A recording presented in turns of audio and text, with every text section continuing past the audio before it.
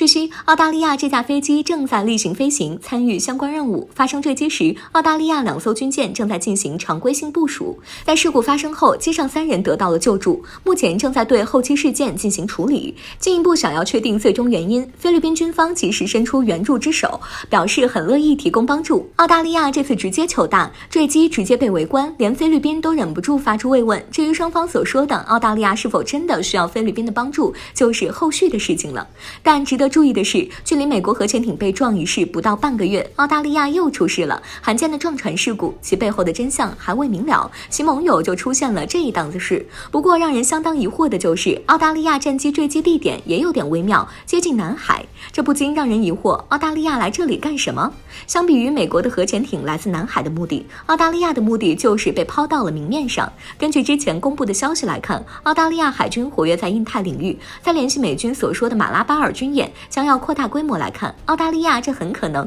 是在响应美国的号召，打算有所小动作了。而这次的行动或许也是在向外秀肌肉，只是乐极生悲，才导致了悲剧的发生。不得不说，澳大利亚这次不仅是糗，还有惨。澳大利亚该架直升机是由美国提供的，在这次事故之前，澳大利亚海军已经申请向美国购入12架，并得到了许可。而这12架飞机总共花费9.85亿美元，这一坠毁就损失了一大笔钱，光是这一点就让澳大利亚的心在滴血。对于澳大利亚出丑，大家议论纷纷，但更多的是想要知道这次的事情究竟是谁干的。对此结果有3种，但不论是哪种，究其根本，要不是摔着玩，要不就是被迫坠机，而3种结果里的任意2种都足以让澳大利亚喝一壶的。其一，澳大利亚这是在摔着玩，人家钱多白砸。相关人士分析，澳大利亚这是在进行坠机救援演习，在提前演练模拟摔机。当然这是在开玩笑话，但不排除一种可能，这是澳大利亚军队在自导自演，用一句话说，就是想要学美国核潜艇被撞，进而碰瓷。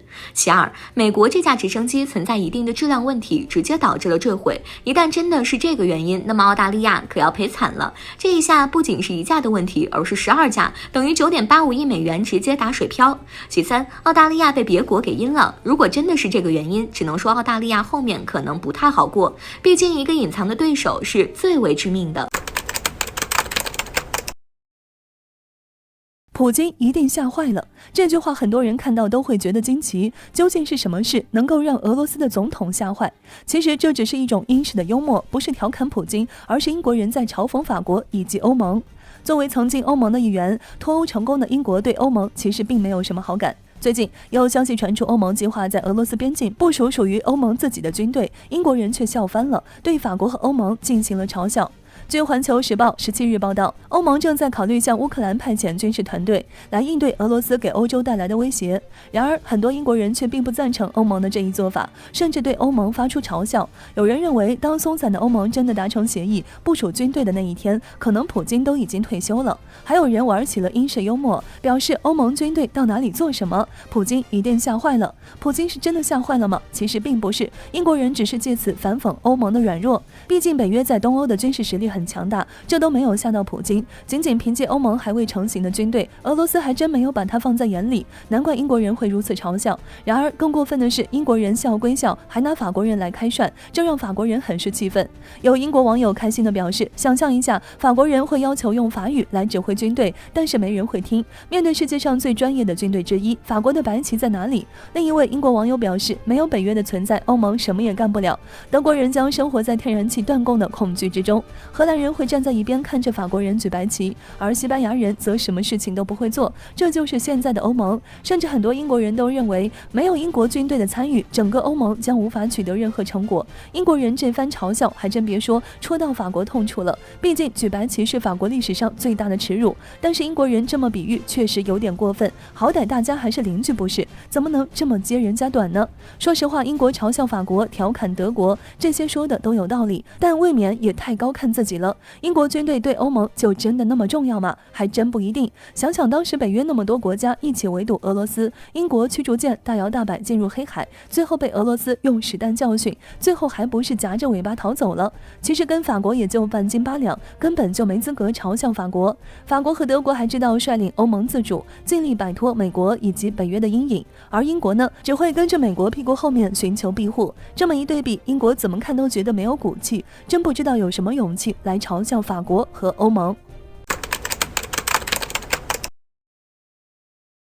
在10月19日，我国新华网客户端援引了多家印媒的报道消息，目前印军全力加强该国东北边境，也就是我国西南边境的监控力度，调集大量的苍鹭无人机，24小时高强度巡飞侦察。印军指挥中心会根据监控得到的关键地区数据和影像，布置改变战术。按照印媒的说法，这是为了给印军增加更多的筹码。一听名字就知道，这个苍鹭无人机显然不是印度人自己能造得出来的东西，这是印度从以色列采购的一款长航程无人机，飞行高度为1万米，最高时速200公里，续航时间52小时。按照印度新成立的航空联队指挥官卡尔迪克·加格少校的说法，印度为这款无人机装配了合成孔径雷达，即便是在高原条件下的一些极端天气，也可以有效侦察目标地区。不过，为了这款无人机，印度可谓是被以色列一顿痛宰。每架苍鹭无人机的价格在3亿美元左右，折合人民币近20亿，而我国彩虹4无人机也就不过1800万人民币，价格几乎相差10倍，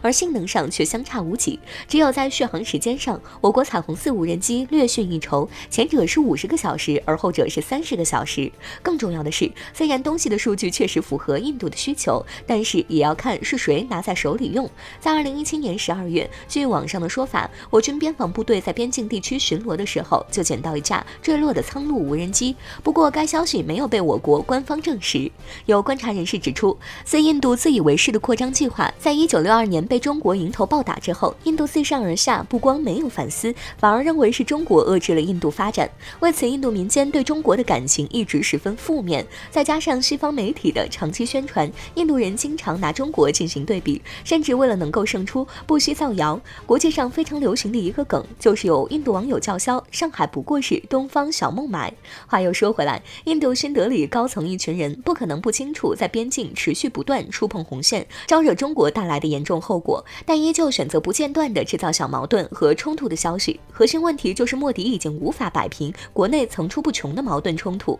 这几个月里，印度的农民示威游行已经扩散到全国多个邦，想要的军事改革又遭到军方内部顽固势力的狙击，新冠问题就更不用说了，完全是怎么躺着舒服怎么来。为此，在这个只上过小学5年级，靠着宗教和极端民族主义上台的莫迪老先眼中，印度如今的矛盾已然不可调和，急需一场战争来转移注意力。因此，接连不断在我国边境挑事，就是想要来一个自以为可控的战争。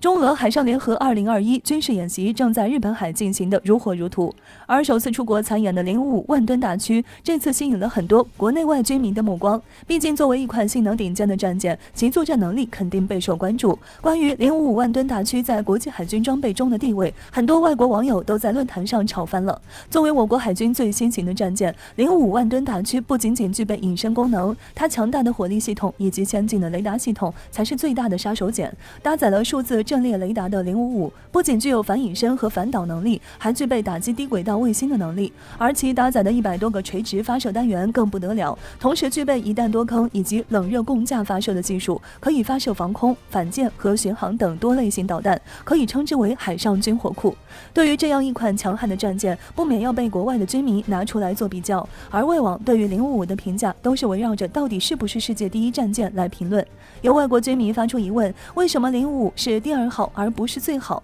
难道因为西方的偏见？还有位国外网友的评论令人意外，却也在情理之中。这位网友表示，第2强大，如果055属于第2强大战舰，目前没有战舰能够称之为第1。还有国外网友拿美军正在研制的朱姆沃尔特级驱逐舰跟055做比较，认为055在美国被称之为巡洋舰，而美军的朱姆沃尔特比055还要大，却称之为驱逐舰。他们认为这就是典型的美国做法，并将此归结为美军不断失败的原因。想想也对，将055归类为巡洋舰，就是为了凸显威胁性，而自己更大的驱逐舰却绝口不提，典型的美国式不要脸。不过大家也都习惯了，055万吨大驱也不负众望地为中国海军带来很多粉丝。有外国粉丝表示，朱姆沃尔特级驱逐舰根本不是真正意义上的驱逐舰，事实上它只能称之为一款滨海战斗舰，比055更大更重是真的，因为美国试图让它看起来更像是一款来自未来的战舰，而055不同，从任何角度来看都绝对称得上是一款驱逐舰，并且是目前世界上最大最先进的驱逐舰。从外网的评论来看，055万吨大驱在很多国外军迷的心中分量依然很足。而此次中俄联合军演，它也是当之无愧的主角。遥想当年，我国的国门还需要靠从俄罗斯购买的现代级驱逐舰在东海撑场面。现在呢，我们海军水面舰艇力量已经超越了俄罗斯，可见这几十年来我国海军发展速度有多快。相信这次军事演习，俄罗斯海军官兵们看到了055大驱，也会投来羡慕的目光吧。毕竟这样先进的驱逐舰，放眼全球，目前也仅中国一家，难道不知道我们自豪吗？